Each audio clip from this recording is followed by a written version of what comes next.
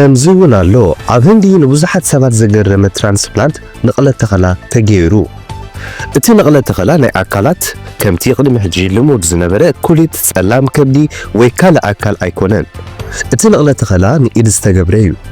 እዚ ንቕለ ተኸላ ንሓደ ብሓደጋ ኣእዳው ዝተኣንሰለ ጥበባዊ ከም ዝኾነ እውን ተፈሊጡ። ሓንቲ ኣብ ደቡባዊ ህንዲ እትርከብ ፍሉጥ ቤት ትምህርቲ ሓላፊት ዝነበረት ሰበይቲ ድሕሪ ምማታ ኣካላታ ነቶም ዘድልዮም ድኻታት ከም እተወፍዮም ቃልኣትያ ነይራ። በዚ መሰረት ኩሊታ ሓዊሱ ካልኦት ኣካላታ ድማ ናብ ዝተሸገሩ ሰባት ተሰጋጊሩሎ። ኣብ መንጎ ዝኹሉ ግን ሓደ ብሓደጋ ባቡር ክልቲኡ ቁፅሙ ዝተኣነ ሰብኣይ ነበረ። እቲ ሰብ ከም ብሓደጋ ኣእዳው ምስኣኑ ቀብኣይ ከም ዝነበረ እውን ይግለጽ። ነተን ዝሰርሓለንን ዝበልዓለንን ዝድነቓ ዝነበረ ኣእዳው ይስይኑ።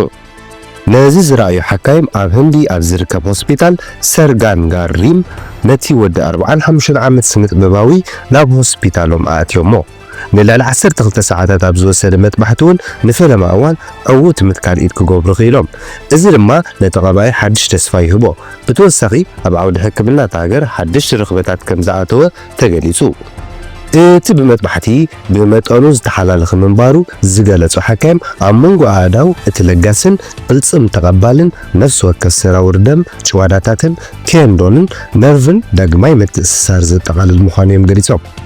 እዚ ስነ-ጥበባዊ ሕጂ ኣብ ጽቡቕ ጥዕና ከም ዘሎን ቅድሚ ሒደት መዓልትታት ካብ ሆስፒታል ከም ዝተፈትሐን ጸብጻብ ታይምስ ናው የመልክቱ። ይቐኒልና